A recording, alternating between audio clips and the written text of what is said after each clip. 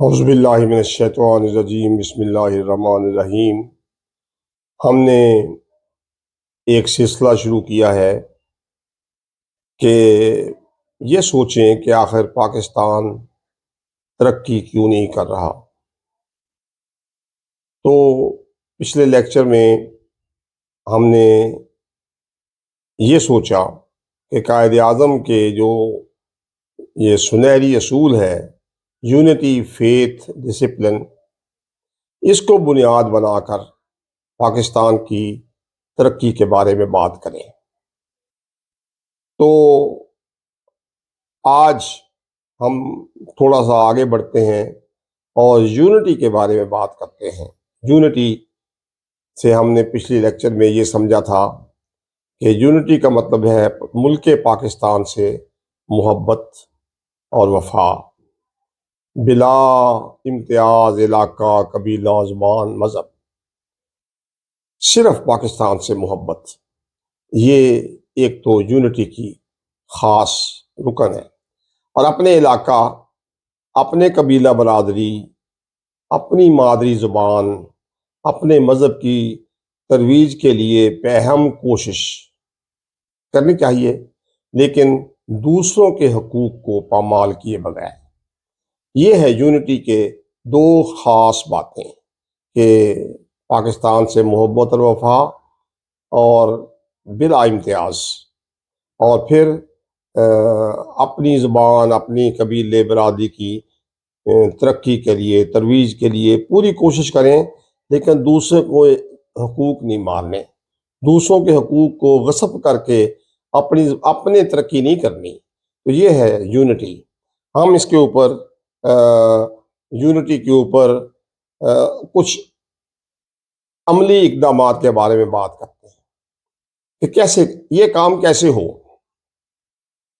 کیونکہ دولت، وسائل اور ترقیاتی منصوبے جو ہیں، ان کی غیر منصفانہ تقسیم، اور جو ہمارے جو بااختیار ادارے ہیں حکومت کے، ان کی اپنی ترجیحات، کہ جی میں اگر کوئی آدمی ایک علاقے کا ہے تو وہ اپنے علاقے کو ترقی دے دے، اپنے علاقے میں سڑکیں بنوا لے اور دوسرے کی طرف کوئی توجہ نہ کرے، تو یہ چیز جو ہے، یہ جو غیر منصفانہ تقسیم ہے اختیارات کی، اور غیر منصفانہ تقسیم اپنے وسائل اور منصوبوں کی، یہ زہر قاتل ہے۔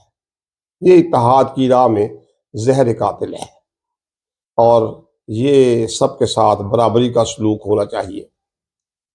کسی بھی انتظامی یونٹ، جیسے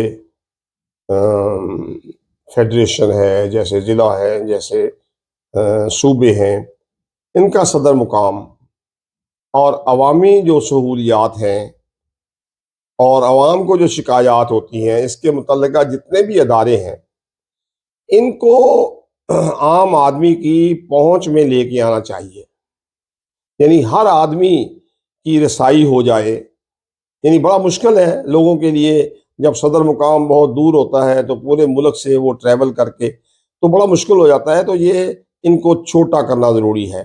انتظامی یونٹ یعنی صوبہ، کمشنری، ضلع، تحصیل، تھانہ، ان کی حدود جو ہے یہ کم کر دینی چاہیے، کم سے کم جتنی ممکن ہو سکے کر دینی چاہیے، تاکہ عام آدمی ان کے جو صدر مقام ہے اس تک آرام سے پہنچ جائے۔ دوسری بات یہ ہے کہ لوگوں میں، دلوں میں جلن رہتی ہے، حسد رہتا ہے، رشک آتا ہے بعض اوقات، کہ جی فلاں جو علاقہ ہے، جو فلاں جو شہر ہے، فلاں جو صوبہ ہے، اس میں ترقی زیادہ ہو رہی ہے، ہماری طرف توجہ کم ہے۔ تو اس کے لیے ہمیں یہ کرنا چاہیے کہ ہم ترقی کے اشاریے یعنی انڈائسز بنائیں، اور یہ جو اشاریے ہیں ان کو باقاعدہ معیر کیا جائے کسی ایک ریگولر طریقے سے، اور پھر ان کو میڈیا پہ نشر کیا جائے۔ تو یہ انڈائسز سے میرا کیا مطلب ہے، یہ میں سمجھاتا ہوں کہ ہر چھوٹے سے چھوٹے یونٹ کو پتہ لگنا چاہیے کہ ان کا علاقہ دوسرے علاقوں کے مقابلہ میں کہاں کھڑا ہے۔ ایک مثال لے لیتے ہیں، ایک ضلع ہے، اس ضلع میں دیہات ہیں، اور دیہات جو ہے ان کو بے شک چھوٹی سڑکیں ہوں، سڑکوں سے ملنا چاہیے، سڑکوں سے ملا ہونا چاہیے، تاکہ ایک دیہات سے دوسرے دیہات میں آمد و رفت ہو سکے، فصلیں آ جا سکیں، پھل آ جا سکیں، سبزیاں آ جا سکیں۔ تو سب دیہاتوں کو سڑکوں سے ملا ہونا چاہیے آئیڈیلی۔ تو ہم مثال لیتے ہیں کہ ایک ضلع ہے جس میں سب دیہاتوں کے درمیان سڑکیں موجود ہیں، ہر دیہات ایک دوسرے سے ملا ہوا ہے۔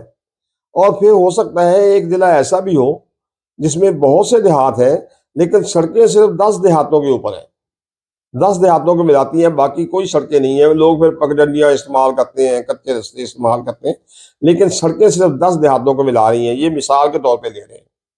اور پھر ہم یہ بھی کہتے ہیں کہ ایک ایسا بھی ضلع ہو سکتا ہے جس میں دیہاتوں میں سڑکیں ہوں ہی نہ، بالکل ہوں گے ایسے ضلع پاکستان میں جن میں دیہاتوں کے درمیان سڑکیں ملانے کے لیے کوئی سڑک ہے ہی نہیں، بس لوگ کچے رستے پگڈنڈیاں استعمال کرتے ہیں۔ تو یہ بڑا آسان ہے دیکھنا کہ کتنے دیہاتوں کو سڑکیں ملا رہی ہیں۔ تو آپ فرض کیا ایک ضلع میں سڑکیں ہیں ہی نہیں، یا 2 ضلعوں میں سڑکیں ہیں ہی نہیں، اور ایک ضلع میں ایک 2 دیہات ملے ہوئے، 4 ملے ہوئے، 10 ملے ہوئے، تو ہم 10 دیہات کو ایک لیول سمجھ لیتے ہیں۔ ہم کہتے ہیں بھی اتنے جو دیہات ہیں جن میں سڑکیں نہیں ہیں، ان کے بھی 10 دیہات کو ہم سڑکوں سے ملا دیتے ہیں، اور پھر ٹی وی پہ بتائیں کہ دیکھو بھائی آپ کے ضلع میں دیہاتوں کو ملانے کے لیے کوئی سڑک نہیں تھی، حکومت نے آپ کو فلاں ضلع کے برابر کر دیا ہے یہ سڑکیں بنا کے۔ تو جب وہ 10 دیہات کو سڑکیں مل جائیں گی، پھر اس کے اوپر آپ 15 سڑکوں والا شیڈول بنا لیں، پھر وہ 10 دیہات والی سڑکوں کو ان 10 دیہاتوں میں پچھلے میں 15 کر دیں، تو اب یہ سلسلہ پھیلتا جائے گا یہاں تک کہ پورے ملک میں جو سہولیات ہیں وہ برابر تقسیم ہو جائیں گی۔ یہ سڑکوں کی تو ایک مثال ہے۔ یہ انڈائسز جو ہیں یہ مختلف چیزوں کے بن سکتے ہیں، بنانے چاہیے نا، جیسے چھوٹی سڑکیں بھی ہیں تو بڑی سڑکیں بھی ہیں، ٹیلی فون، اسکول ہیں، primary school, high school, college, یونیورسٹیاں۔ یہ بھی کسی ضلع میں یونیورسٹی ہے، کسی میں ہے ہی نہیں، کسی میں کالج ہے، کسی میں ہے ہی نہیں۔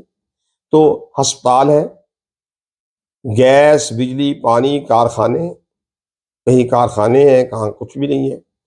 زیر کاشت رقبہ کتنا ہے، قابل کاشت رقبہ کتنا ہے، پکے مکانات کتنے ہیں، رہائشی سہولتیں وغیرہ، ان کے پیمانے بنائے جا سکتے ہیں، اور ان پیمانوں کی تشریح ہونی چاہیے۔ ہر علاقے کو، ہر صوبے کو پتہ ہونا چاہیے کہ ہمارا یہ انڈیکس یہاں کھڑا ہوا ہے، اور ہم سے فلاں لوگ ہم سے آگے ہیں، تو حکومت ہمیں ان کے ساتھ ملانے کی کوشش کر رہی ہے۔ جب تک آپ بالکل کلیئرلی ان لوگوں کو واضح نہیں کریں گے کہ ہم حکومت سب کے لیے ایک جیسی کوشش کر رہی ہے، اس وقت تک محبت اور بھائی چارہ، اتحاد پیدا نہیں ہوگا۔ جو علاقے کسی بھی پیمانے کے لحاظ سے پیچھے ہیں، انہیں ترجیحی بنیاد پر اس سے بہتر علاقہ کے مطابق ترقی دی جائے۔ جو علاقے کسی بھی پیمانے کے مطابق پہلے ہی ترقی یافتہ ہیں، وہاں ان پیمانوں کی ترقی کے لیے مزید انویسٹمنٹ انتہائی مجبوری کے تحت کی جائے۔ جیسے ایک شہر ہے، اس میں بہت سی سہولیات موجود ہیں، اور ساتھ میں دیہات ہیں، وہاں کچھ بھی نہیں ہے، تو اب اس شہر کو آپ مزید سہولتیں دیتے جائیں، وہاں اور اعلیٰ سے اعلیٰ سڑکیں بنتی جائیں، پل بنتے جائیں، اور ساتھ میں جو دیہات کھڑے ہیں وہ کچے رستوں اور پگڈنڈیوں پہ چلتے رہیں۔ تو اس لیے آپ نے جب اتحاد پیدا کرنا ہے تو سب میں برابری کا احساس ہونا ضروری ہے، اور برابری کا احساس صرف زبانی کہنے سے اور تقریروں سے نہیں ہوتا، یہ عملی اقدامات سے ہوگا۔ ہم اس کے اوپر مزید بات کریں گے، لیکن یہ کہ کون کون سے عملی اقدامات ممکن ہیں جس سے اتحاد میں بہتری آئے۔ انشاءاللہ اس موضوع پہ آگے بھی مزید بات کریں گے۔